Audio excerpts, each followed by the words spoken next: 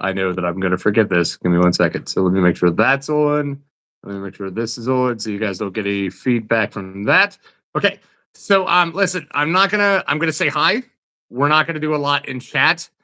I'm gonna invite Pap in. I had this really funny thing to talk about differences in growing up, and that's what I'm gonna try to like give a little insight here. I think it would be cool to kind of touch on like how is my camera dirty? Hold on, is my camera dirty? How it was different for me and Pep. So basically, little bit of a story behind this. He grew up in a small town called Elkins, West Virginia. I grew up in a small town called Petersburg. They lived on the outskirts. Actually, I lived in a small community outside of Petersburg called Dorcas, which a lot of people used to make fun of because it was Dorcas. But that's where my parents lived. In town at my grandmother's was where all of my cousins were. So all my cousins were in town. And that was the big draw. So I always wanted to be in town with all my cousins because at any given time at my grandmother's, there was going to be at least 3 to 5 cousins. My brother would stay there a lot, stuff like that. So I got a lot of activity from them in that area. So kind of was the place to be, kind of was the hangout spot and where you wanted to go. So I would stay in town a lot with my grandmother, who we named Nana Rambo, and I have a tattoo of. So Nana Rambo. She the reason I named her Nana Rambo is because she would fight you to no end. And even if she was wrong, she would fight you until either A, she felt she was correct, or B, you just gave up from trying to fight with her because it was just crazy. So I am from the United States, West Virginia. I moved to PA, but I'm originally from West Virginia. I'm not going to answer a lot of questions. Hi, everybody. Hi, Rashid. How are you? But basically, here in a couple minutes, whenever I get Pap on, we're just going to chat. So I need Pap on for 20 minutes. I'm going to chat for these 5. We'll chat for 20, and then I'll do the ending at the 5, and then I'll answer questions in chat.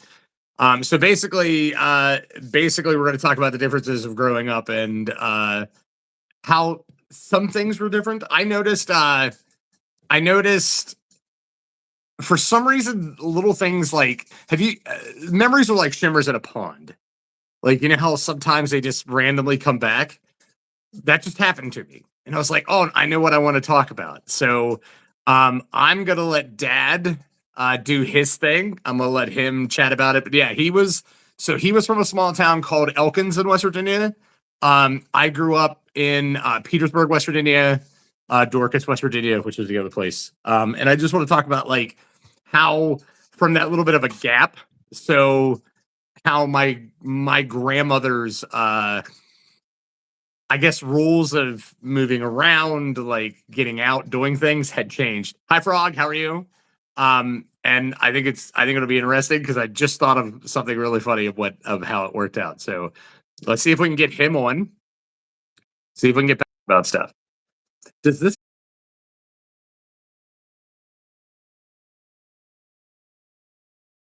about stuff?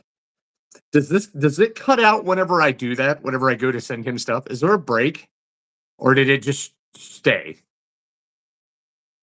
Is there like a momentary break? Does it come up and do something? Does it show something? Because that shouldn't happen if it does. So I'm not sure how that works.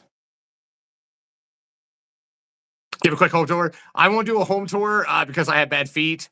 It's hard for me to walk. And right now my house is a mess. I will eventually do that. Yes, I'll do that one day whenever I'm live. It breaks. Okay, so what does it do? Does it go to like a screen?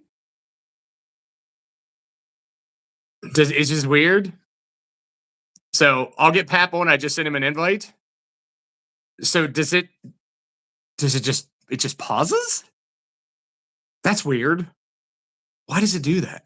There might be some mic feedback, and I apologize. It shouldn't do that. It just hung up. Really? Okay. Huh. Okay. Well, remind me Remind me in chat that that's one thing I do need to send them as feedback, because that's weird. I don't know why it does that. So they said in chat that it hangs up. So whenever I send you invites, Yeah. because I have to go through a different app to do it, it just hangs up. Huh. It's like the screen is stuck and then it comes back. It's crazy. I wonder if they know better. I wonder if they know that. So hold on, Pap's grabbing something. Oh, he's opening up his door. Is it too closed in? Yeah. Okay, so I got like 20 minutes. And then I'll do like 5 minutes after this of answering questions in chat. But question. So I for some reason this popped in my head. Okay. And I want to get your take on it, and then I want to do my take on it and how it had changed. So I know that you told me growing up, basically you would get up in the morning, eat breakfast, and then you were sent off for the day, right? Yes, I'd take off. Okay. Were there any restrictions to areas that you could go to? Once I got on my bike, nobody knew where I was. I mean, we got out, we took off, and we were gone. We'd come back for a meal when we got hungry, but my mom worked evenings and nights, so my dad, who was crippled, also had CMT and was pretty well stuck in the house. So he had 6 kids to watch. So me being the oldest, I just took off and did what I wanted to do. What would you consider Elkins? Like, would you consider it a bigger small town? Like, it's not, was it a city? What would Elkins be considered? It was considered a small city. Okay, a small city. Yeah. How much of Elkins did you transverse that you remember as a kid? Oh, almost all of it. Really? Yeah, because we had the college. Okay. There, Davis and Elkins. Yeah. And in the summer or in the spring, and when it got warm and everything, us young little beanie boppers would go out to watch the girls sunbathing at Davis and Elkins. Okay. So it is a genetic thing. Yeah, we have a hereditary disease called Charcot-Marie tooth. Charcot-Marie tooth. CHARCOTMARIETOOTH. We at least know that his dad had it. What other side? My grandmother had it. I have cousins that have it and cousins that don't have it. Out of our family, my immediate family, I'm the only one that got it out of 6 kids. Yep. So, but my grandfather had it. And I have it now. So they used to say it went down the male line, but that's not true because I have female cousins who have it. So, whenever, so you were talking about the college, and you would go watch. How far away from your house was the college? Oh, I would say a mile and a half, 2 miles. Really? Yeah. There was also a city park right beside the college. So we could always say, if anybody asked, we was going to the park. So, but nobody usually asked because once we got on our bikes and ran, we just kept going. Okay, there we go. There's that feedback. I don't know why that happens. I have something in here that I'm trying to figure out if it's real or fake. So it keeps telling me, do you have a notification at the bottom? Yeah, warning system. Okay, then it has to be fake. So we're good. It's good. It's just somebody being stupid. Oh, okay. But anyway, so was there any other locations that you would remember that was still within a good distance from the house that you would travel?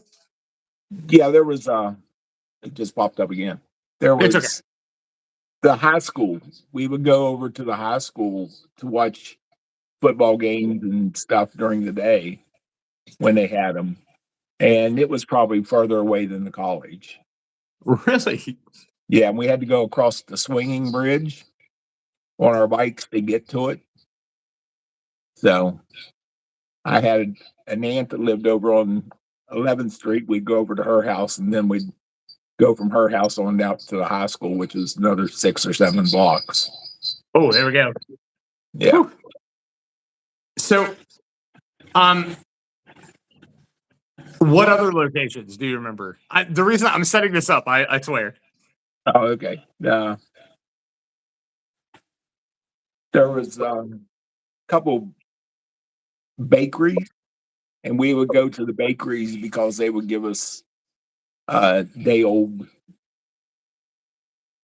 lady fingers, is what they called them. They were just a stuff donut with stuffing in them. Okay. But they were oblong. They were lady fingers, and once they became older, they couldn't sell them, so they would give them. So we get them and take them home and whatever. So you basically had free roam. I had free roam. Yeah, we did. So what age do you remember? Oh, we moved out of Elkins when I was 14, so it was probably 11 and 12 was my biggest running. Hi, gaming. Do what? Oh, I'm saying hi to gaming. Yeah, I saw. But yeah, from the time I could ride the bike, I was on the move. So there was a park about 6 blocks from us. I'd go to the park, or the other park was 7 or 8 blocks away. We'd go to the big park. So did that change because of the bike, or would you have done that anyway? Yeah, that changed because I got the bike and I could go further in a shorter distance. I mean, a shorter amount of time. I gotcha. Because if I was doing it on my own, it was a long walk or run with my CMT. So yeah. So to give a kind of an idea of the difference, Elkins is a lot bigger than Petersburg that I'm going to talk about here in a couple minutes. It's much bigger. Yeah, at least double or triple. Yeah, and it's a little bit more developed too. Petersburg was only big because it had brakes in it. I mean, it looks big, but there were certain sections of it that were kind of split from the main thing, so it's kind of split over. So Petersburg isn't as big as you think it is once you actually aerial view it and see where the houses and stuff are, but Elkins was a much bigger place. Oh yeah. And we would go out different areas too, because there was a fish hatchery out off of what was 11th Street. So we'd go out to the fish hatchery. We'd just do almost anything we wanted to. Whatever we woke up that morning and decided to get in trouble with, we did it. The one thing that I wish I could have been a part of, and you've mentioned this before, which is really cool, is the flyers that they would drop from airplanes and stuff for either free stuff or discounts. Oh yeah, the Tasty Freeze would drop flyers from the airplane once every week, and you could get free ice cream or free whatever at the Tasty Freeze. So that would have been something cool to actually experience. Yeah, because they just flew over the plane, and all these flyers would come floating down in a bigger area. That makes sense. Yeah, well, and they probably would get for littering or something else. So probably, I don't think it would be probably helpful, healthful for the environment anymore. Well, and then some of them would land in the rivers because Taggart River ran through Elkins, and then Cheat River was close, so they would land in the rivers. Maybe biodegradable. Yeah, they do biodegradable paper. That would work. Yeah, they were paper, and this was a 60s. Yeah, not back then. Yeah, I gotcha. Yeah. I was just trying to think of a comparison to what they would do today if it was if the option was there. So the reason that I asked you that is because I just remembered a little bit ago that whenever I was growing up in Petersburg, so same lady, so Nana Rambo, so his mom, my grandmother, she had this rule. So basically, you would walk out of her front door. You would go through her little bit of driveway that was gravel. You go down the road a little bit, and there was a couple places. One was like a gas station. It was I think Highs at first, and then 7-Eleven later. And then there was a couple other little places, but basically the road There was a there was a road you could turn off. That was our stopping point as kids. So we had to stop at that road. That's also the same place that the bus would pick us up. So she had to allow us to go there to get on the bus. And then we had the block that you could go around that included her house. So that was the traveling area that we could do up to a certain age. And I want to say probably maybe 7 to 8. It was whenever we learned how to look both ways across the street. And she trusted our knowledge of looking both ways. Like that's how she based that. And then after that, you could extend it to the next block, to the next road. So that would have taken you down the hill, would have taken you to Dairy Queen, Central Thai and stuff like that. And you could travel those 2 blocks. So that was a little bit after that. So I'd say maybe 10 or 11 that she would let us do that. And then once she did that, it was open. You could straight just go anywhere. Yeah. And I remember that was the time whenever she felt we were old enough or adult enough, or well, not adult enough, but old enough to go to places like the city pool, and places like that by herself. And then we actually got to get introduced to the buildings or the places that were in town, Main Street. Yeah. But every time she would open up a new Gap or a new place we could go to, we were completely and utterly astonished by the stuff that we could see. But we passed it every day, which made no sense in a car. But it was just something that was oh man, now we could do this. This has opened up, and she's letting us, she's giving us freedom to do this. Yeah. But I straight up remember if she caught you before the certain age that she would let you cross that street, if she caught you across that street, we were in a lot of trouble. That was usually the her coming, getting us, dragging us up the road, and then making us grab a switch, and then smack us with it. She was smacking us with it. Hi, Emmy. That dude's creepy looking. Vince, I don't know who you're talking about. If you're talking to me or you're talking to Pap, I don't think there's any creepiness here, bud. You have a good time. But yeah, so we straight up every time that you told me as a kid that she would just let you guys, you got to explore on the bike, but at the same time she was working. Do you think it would have been different? I don't think so. Not at that point, but now the others didn't ever get to do that. So. Oh, really? So you got to do that? Yeah, I got to do it, but the rest of them didn't. Do you know? I have no idea why. Maybe being the oldest, and okay, I was the guy. I was the boy. Okay, gotcha. The other older would have been girls. So maybe they just not running around.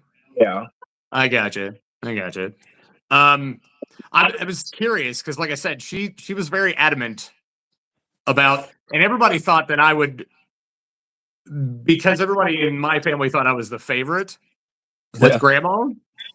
Which I probably was a little bit. Don't get me wrong. I'm not gonna lie to you. I probably was Grandma's favorite, but they thought that I would get some kind of early, get to do this kind of thing. It didn't happen. Yeah. It didn't happen. I didn't get to do anything earlier than anybody else. No. So, but I was sitting back thinking about that because you've told me stories a lot about how you just got on your bike and went. Yeah, we did that every morning. We get up if it wasn't raining or snowing, we were on the road. I couldn't do a bike. Yeah. So my CMT for some reason it kind of stopped me from. Yeah, from it biking. took me a while. It took me a while to learn to ride a bike, but it didn't happen. And then when I got older, of course, I had surgery on my ankles for the CMT. So yeah, there was no way to actually I don't know. There was just no way to. I don't know if the mechanical skills of riding a bike or just the way my feet just didn't want to work to do that. Yeah. I had the worst time like riding a bike. Like there was just no like for some reason I could never get the grasp of like riding a bike. Like I don't know, Yeah. like I said, I don't know. But we also like I mean, I remember being in grade school and wanting to play like Gaga really bad. So if you guys don't know what Gaga is, look it up. It's a game where you bounce a ball off a little wooden like area and then you try to hit other people's feet with the ball. And that puts them out. I got really into that game, like Gaga, whenever I was a kid. Like I was like, yeah, this is probably like what, fourth, fifth grade. I got really into Gaga and was like, man, I'm gonna beat this. And I was the last one. It was me and another kid, and I was amazed because I couldn't do anything sports wise. So to be like the last person in Gaga before the other person was out, I was just astonished. And I was like, yeah, I got this. And I remember like, so for a CMT example, I remember him hitting the ball. I tried to jump step it, and I didn't jump step the way that I should have. And my ankle landed on the ball. So I stepped on the ball. And I tried to like flatten my other foot, I guess, to get balance because the one foot was off and then the other foot I was hoping would balance. It actually twisted both of my ankles at the same time. And I fell to the ground like in massive pain. And the gym teacher, Mr. Barr, I think was his name, right? Yeah. It's grade school. I love Mr. Barr, great guy. He like went and got his computer chair and picked me up off the ground and put me in this computer chair and pushed me all the way up to the front of the school, then called you. And you and I remember going to the hospital. If you guys don't know, and I've said this before, both of my parents worked at the hospital. So we went to the hospital, and I honestly thought I had broke both my ankles, and they were just really badly sprang. Like it hurt so bad. Yeah. But I can still remember watching my feet like turn whenever I was a kid. Like it was really funny. And I got wheeled up to the front of the school and everybody was freaking out and they thought I was really badly hurt. And Dad just comes in like, all right, let's go. Because he pretty well knew that it was probably just the CMT thing and it was good to go. Yeah. And he was like, well, let's get you up and get you checked out and let's just go. And I was better the next day, I think. Yeah. That I can remember. But like, yeah, I remember a lot of my time was usually spent injured whenever I was a kid. So yeah, it's a good thing I worked at the hospital. Yeah, I know. It really was actually. It really was. It probably helped me out. Like it helped me out a lot in life that you worked at a hospital. Do you remember the Halloween party that I had whenever I was 16? Barely. Do you remember like that stupid plan that we had to play hide and go seek in the dark? Yes. What, like probably like 10 minutes in, I caught that hole in our garden. Yeah. Wound up on the ground, and you had to come out, and we had to help me like carry me back into the house. I couldn't move for the rest of the evening. Like I twisted an ankle really bad. But Dad had a garden that he would put stuff in, and I think you had plowed it. Yeah. And whenever you plowed it, for some reason I didn't even think about it. I just went through it and I stepped and I found a hole and just instantly that was the end of our night. So our Halloween night ended there, and we had to watch Halloween movies because I couldn't walk anymore. Yeah. So I have tons of stories like that. So oh yeah, CMT's fun. CMT is a crazy amount of weirdness. It is. Anything else that you remember from childhood really quick? We got about a minute. No, just I had sprained ankles all the time too. You just walk them off and keep on trucking. It's the only thing you could do. That's all you could do, yeah. But that was about. With CMT, you couldn't let that hold you down. No. And that was the same way with my bike riding. I was so glad to be able to take off and go do stuff. Yeah, because that wouldn't involve like being on the feet is bad. That would be pedaling a bike. Right. So it was easier to do that than to walk. Yeah. So probably would have helped me out a lot if I would have learned how to ride a bike. Probably. or if I could have rode a bike. So, all right, Pap, I love you, man. I gotta let you go.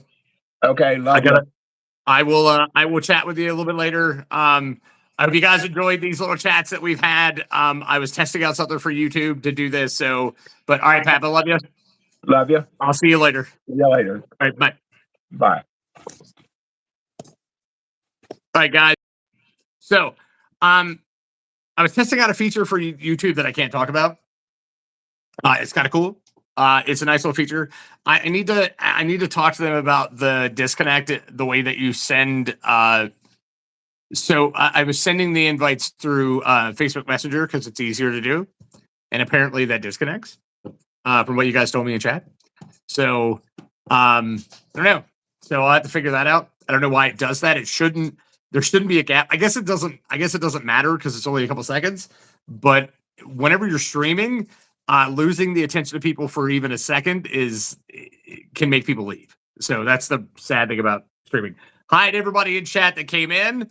Vent, I'm not really sure who's creepy. It might be a creepy comment that you said that somebody was creepy. So just letting you know. If you guys have any questions, throw them down now. I got maybe 4 minutes, and then I got to roll.